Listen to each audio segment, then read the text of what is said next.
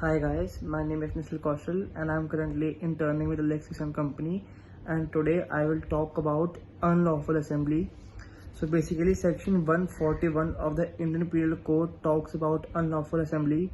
It states that an assembly of 5 or more persons is designated as an unlawful assembly if the common objectives of the person comprising the assembly is to first to overthrow by criminal force or show the criminal force to the central or state government or parliament or any legislature of the state or any public servant in the exercise of the lawful power of such public servant.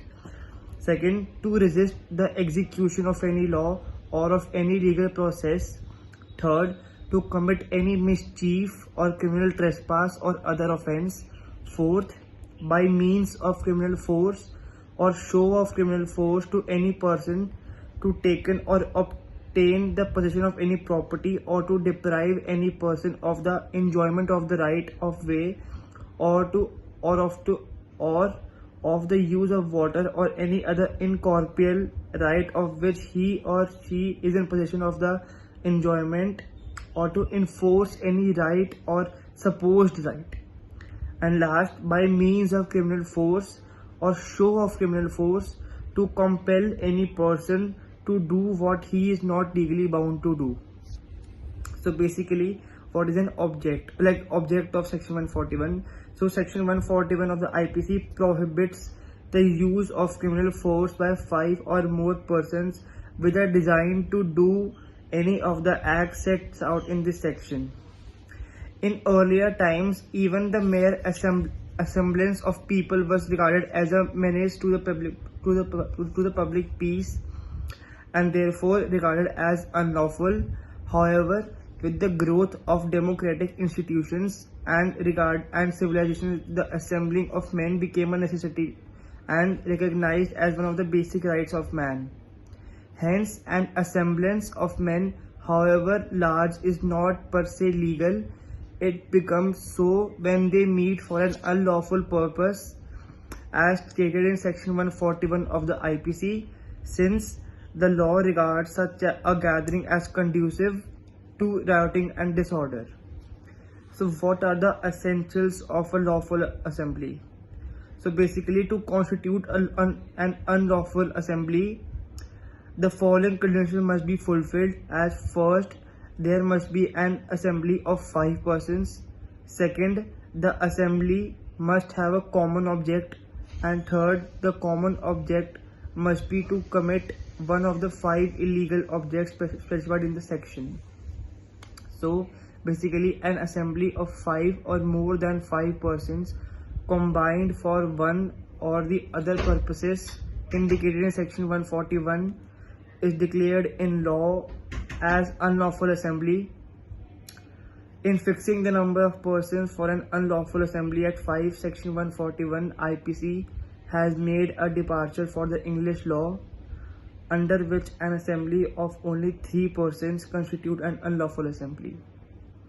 As an unlawful assembly in the English law has been defined in the case R versus Hunt as an assembly of 3 or more persons with intent either to commit a crime or by open force or to carry out any common purpose, lawful or unlawful, in such a manner as to give firm and courageous persons in the neighborhood of the assembly's reasonable grounds to apprehend a breach of peace in the consequence of it.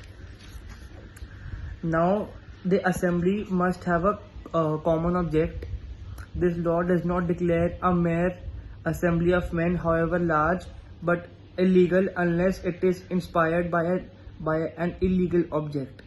The mere presence of a person at the scene of the offense or in a crowd does not make him a member of the unlawful assembly unless it is proved that he did something or omitted to do something which would make him a member of the unlawful assembly.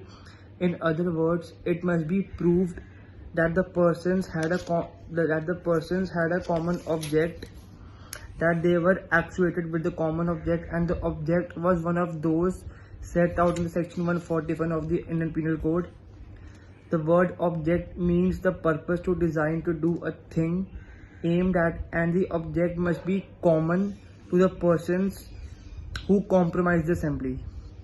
This is to say that the object must be shared and possessed by all the members of the assembly, or that they should be aware of it.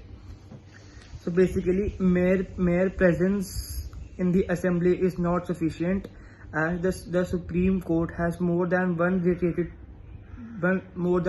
reiterated the rule that mere presence of a person at the place where members of an unlawful assembly have gathered for carrying out their illegal object does not incriminate him as a member thereof, unless it is shown that he did something or omitted to do something which would make him a member of an unlawful assembly, or unless the case falls under section 142 of the Indian Penal Code, as in the case of Baldin versus the state of Uttar Pradesh.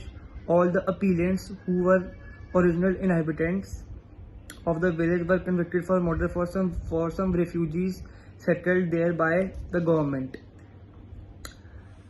And what are illegal objects?